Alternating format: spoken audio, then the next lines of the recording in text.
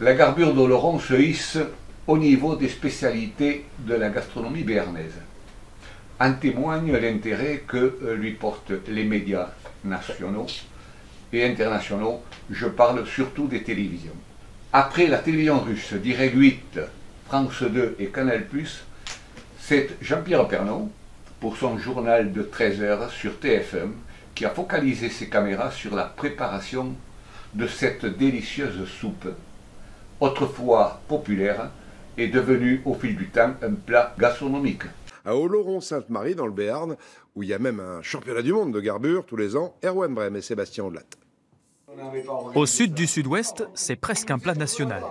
Et à Oloron, la garbure est une fierté. Voilà notre plat complet. Et tout le monde peut en manger 2 ou 3 fois, même ceux qui ne sont pas gourmands. La soupe à la mode béarnaise se cuisine depuis une éternité, avec de bons légumes. Carottes, pommes de terre, bouquets garnis, navets, céleri, poireaux, choux, jambon et haricots maïs. Des ingrédients achetés sur le marché d'Oloron. Et quand un Béarnais fait ses emplettes pour la garbure, il passe forcément par l'étal du charcutier pour venir chercher le fameux bout de jarret, le camote en patois. On fait des tranches pour ça dégage le parfum du jambon. Il ne faut pas en mettre beaucoup parce que c'est assez fort comme goût. Hein. Le marché terminé, Guillaume Goyenex et ses amis entament la préparation. Ils ont été sacrés champions du monde à la dernière garburade d'Oloron. Des spécialistes donc, qui ne rechignent pas devant la corvée d'épluchage. Allez, les pommes de terre sont jolies ou non?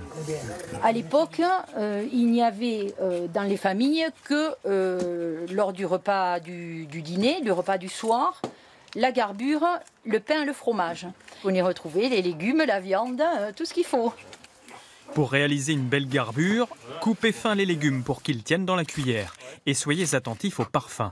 Thym, persil et céleri seront ajoutés 1h30 après le début de la cuisson. Ils viennent compléter l'assaisonnement sel et piment d'Espelette que l'on met en cours de cuisson et que l'on affine parce qu'il faut que pour qu'une garbure soit bonne, elle soit parfaitement dosée au niveau du sel. Les légumes sont plongés progressivement dans l'eau froide en commençant par les carottes et les poireaux. 4 heures de cuisson au minimum. Le parfum fait remonter les souvenirs. C'est le plat que toutes les familles peuvent s'offrir, puisque chaque famille avait un jardin, chaque famille tuait un cochon. J'ai été élevé par ma grand-mère, on a mangé à midi et le soir. L'été et le soir seulement.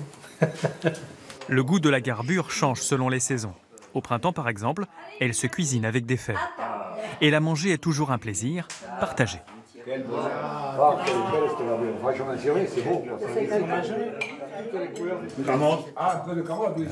On n'apprécie pas la garbure seule face à son assiette, non, elle s'apprécie en compagnie. Et comme la compagnie en général, en Béarn est toujours une compagnie joyeuse et agréable, bon ben voilà, la garbure est synonyme de fête. Une soupe de terroir qui réchauffe et qui régale, quelle que soit la saison.